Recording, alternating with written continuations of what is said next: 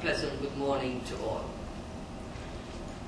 It is the first time this year that I have had the opportunity to address you at a press conference. So therefore, let me take the opportunity to wish the best for all of you and your families for the new year. I have already had the opportunity to send good wishes to the people of St. Kitts and Nevis through my national address on New Year's Day and subsequent other statements through the media. We believe that 2009 will be a crucial year in the history of the Federation of St. Kitts and Nevis. In an uncertain economic climate, with growing anxiety at home, with rising crime that the government seems to have no answers to an increasing hopelessness among our youths, we are indeed at the crossroads. Of all the major challenges facing us today, crime is our most urgent. Everything we dream of and hope for, every economic challenge we seek to tackle, every vision we have for the future can be and is being undermined by this troublesome crime problem. Under the watch of Denzel Douglas, we have gone from being one of the safest nations on earth to what one British newspaper this past week called the murder capital of the world. After years of debates and arguments, and after the many window dressing attempts by the government, the situation has gotten much worse. With only a few days into the new year, there has already been a dramatic shooting in Bastille. And that adds to the 23 murders, our most murderous year in 2008, the year just ended. Our nation has continued to make huge investments in the tourism industry. The sector is by far our biggest foreign exchange earner. If done properly and well, it has the potential to transform our federation. Our push in tourism can be seen in a number of ways. It can be seen at the airport, it can be seen at Port Zante, it can be seen by the partial underwriting of the British Airways direct flight from London this very past week. But all of this will come to nothing if we do not handle our crime situation. The real danger this country faces is underscored by the article in the London Mail, which described this nation as the crime capital of the world, because we have the highest incidence of murder per head of population. Yes, Mr. Prime Minister, we know that it offends you to the bone. It offends me too.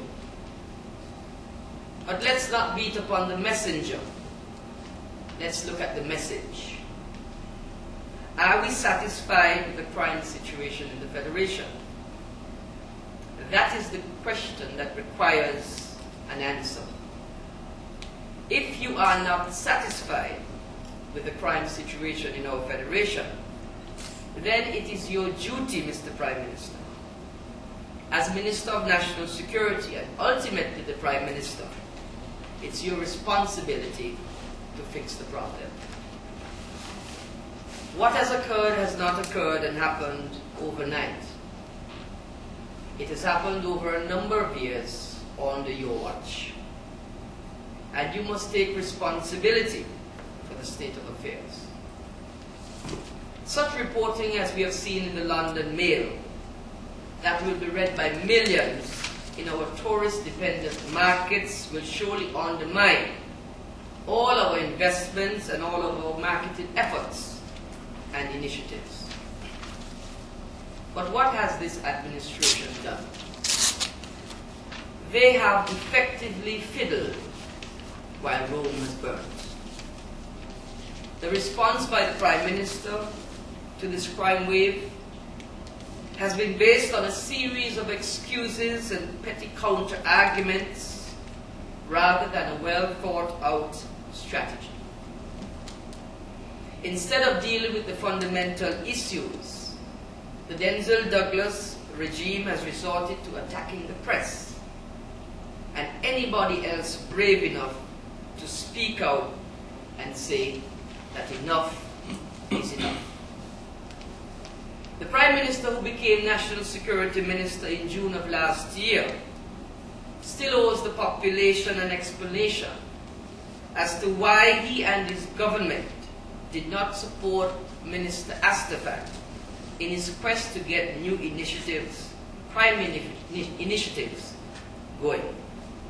We remember at the time when Mr. Astafan was crying out and trying to get crime-fighting strategies in place, Prime Minister Douglas himself was effectively dismissing it, declaring that they were only petty crimes in the Federation. This, more than anything else, shows the indifference towards crime. At 23 murders last year, petty crimes. Instead of dealing with the root of the problem, the Prime Minister went on radio yesterday to lambast the report in the English newspaper on crime and security situations in St. This government's crime strategy is based purely on window dressing and mamagai. The Denzel Douglas administration has set up a new committee. I'm sure you're aware of it.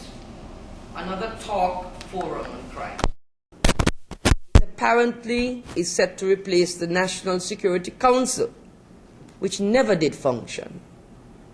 We are going from one functionless committee to another. But will this new committee be more effective than the council that was set up? This government has promised so much on fighting crime and has delivered so little. Many years have passed and we still await the report on the double murder in the Green case affair. Remember that? They said very shortly they were going to come and speak about the perpetrators and bring them to justice. We still await that.